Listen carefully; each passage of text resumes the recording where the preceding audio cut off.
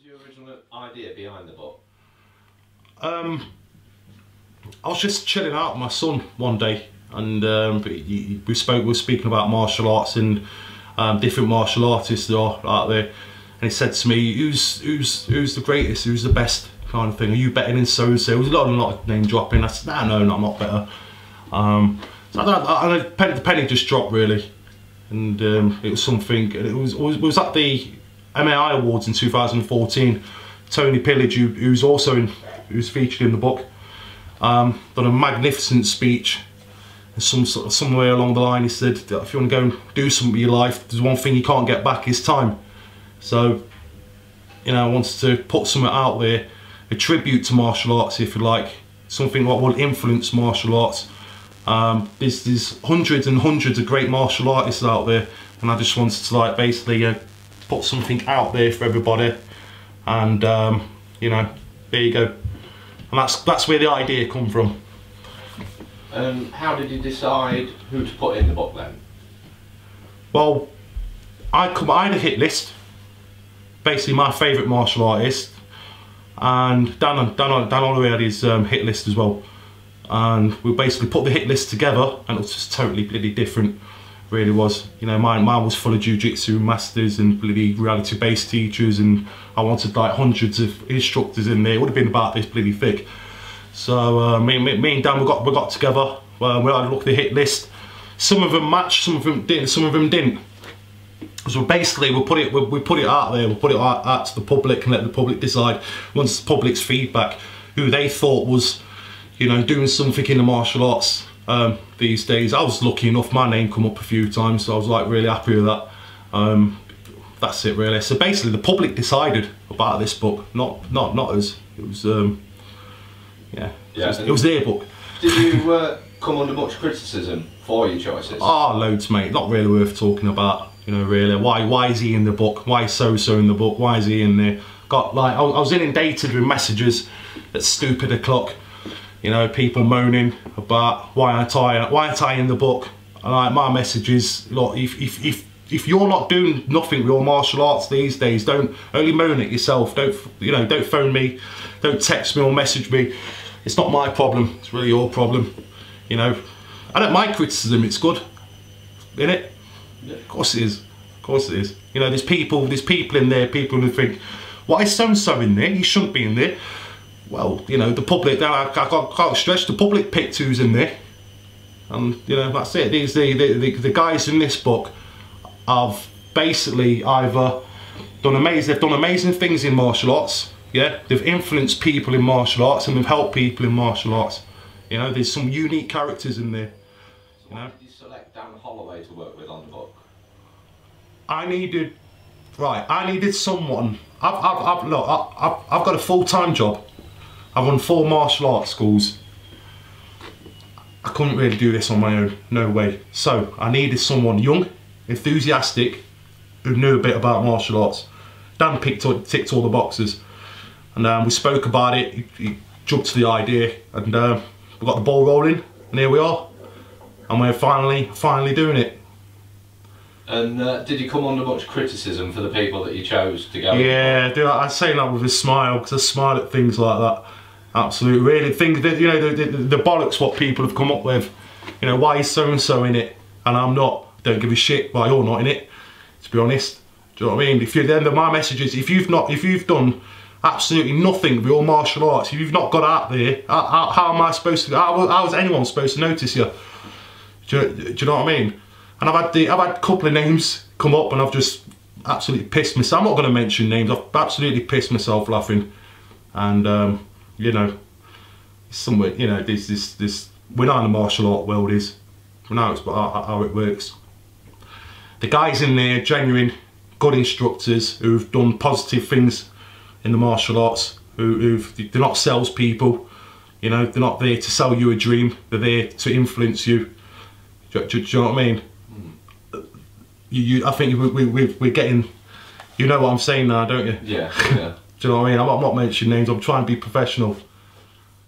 Can you tell me a little bit more about who's actually going to be in the book? Yeah, we've got a variety of everybody. My very first karate teacher's in it, a guy called Simon Oliver from Nottingham, with loads of years of experience. We got the obvious. We've got the obvious in at the moment. We've got Tony Pillage in there. We've got Eddie Quinn's in there. Andy Norman, Phil Norman. Inside, these are guys on the. This is the front page. What we've come up with at the moment, but this might even change. It might change. Okay.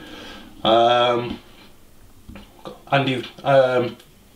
Yeah, Andy Norman is in there. Zara's in there. She's only from up the road from here. She's from Nottingham as well, so it's a bit close to home. Steve Rowe, martial arts legend. But inside the book, with this whole variety from Thai boxing, from Filipino arts, Shokutan, traditional, reality based. Yeah. There's loads. Tell me, is there any future plans for any other books, maybe a reality based book? Yeah, alongside this is a reality one, and it's called When the Shit Hits the Fan. I come up with that. It's not pretty. It's not a pretty, glamorous book. It's not. There's only 6 people in it who we're going to feature in it. These guys are ex-doormen, ex-hooligans, and we're basically going to talk about how did martial arts sort of get into their life with the ugly side of martial arts, if you like. I don't say much about it. Anyway, there's some horrible people there, some lovely people in there. Horrible at the time. Really nice now. Don't say it, because I'll probably get my head kicked in. Nice. But yeah, say this front page. There's going to be a volume. There's going to be a volume 2 as well, because we couldn't put everybody in there because it would have been too big. You know, so it's going to be volume 2 as well, which is going to be just as better. We've got the plans for that already. We've got the guys. That's all set. It's all ready to go. There's nothing. It's very equal. The guys in volume 1. We're not saying these guys are better than the guys in volume 2. It's purely equal across the board. You know, it's a great thing for martial arts. It's what's needed out there. I know there's a lot of traditional stuff out there, a lot of books out there at the moment, but this is something different. It really is. It's going to be DVD on the side of this as well, so you can actually watch his interview. Well, Dan be doing most of the interviewing with the instructors, and a bit more about inside their lives and how they get along in life. Can you tell me a little bit more about the book then? Yep, sure. So the book's going to be, like Lucci's already said, it's going to be mixed traditional martial arts, a lot of sport martial arts, a bit of reality-based martial arts as well. So it's got a good crossover basically. A lot of traditional books, I suppose, are focused on traditional martial arts, kind of like stuff like karate, bunkai, and lots of traditional aspects of the martial arts. So me and Lucci want to take it a little bit different direction, maybe. Bit more inclusive, bit more embracing. So we're adding the sport element. We've got people like Phil Norman with his awesome his Ghost method. We've got obviously Andy Norman doing the defence lab. We've got Bob Breen, who's more the traditional Jeet Kune Do, and then we've also got people like Zara, Steve Rowe, very traditional guys. Alex Reed for the MMA. Obviously Tony Pillage for his pressure point magic pain stuff. So yeah, we've got a nice little cross section of everything in there, going from sport to reality and then traditional as well. Do we have any details on release date, maybe what format the book's coming in? Yeah, at the moment we're looking at release date as either spring or summer 2016. So me and Lucci got cracking now and get working, get the interviews done with all the guys, which we're both looking forward to. I think it would be good opportunity to go and meet them and spend a bit of time with them, basically, get to know a little bit more about them. The book's going to be, there's going to be some limited copies that are going to be in hard copy edition, so it'll be limited edition, maybe 100, something like that, 50 to 100. The rest will be in paperback after that. Again, like Lucci mentioned, we have the DVDs on top of that, so we'll film all the interviews once we're doing them. So again, we can release that on maybe a website for a couple of quid or something, maybe even put it on the App Store. Might even be an ebook as well. So basically every kind of format that people can get it will make it as easy as possible for people. Awesome. And are there any other plans for 2016? Yeah, I think 2016 is going to be a good year for martial arts. There's a lot going on. There's obviously Tony Pillage's Warriors Awards coming up in April. Lucci's got some big plans that he's working on at the moment for a reality-based kind of self-defense seminar in his hometown Nottingham. I'm sure it's going to be awesome. We're looking at doing more. We're looking at volume 2 of the book. We're looking at the reality book as well, which is more kind of Lucci's thing, but I'll help out and chip in where he needs it. Apart from that, we'll keep on with the martial arts supporting children with cancer stuff. I've got a few ideas as well that I'm going to start kind of filtering through the system, so watch out for that. And then, yeah, so it'll be an interesting year, I reckon. You've obviously been coming under some negativity for the book. Have you got any messages for anybody to... It's always me. They seem to be picking on me all the time. I don't mind negativity. Do you know what I mean? I've got some really good advisors.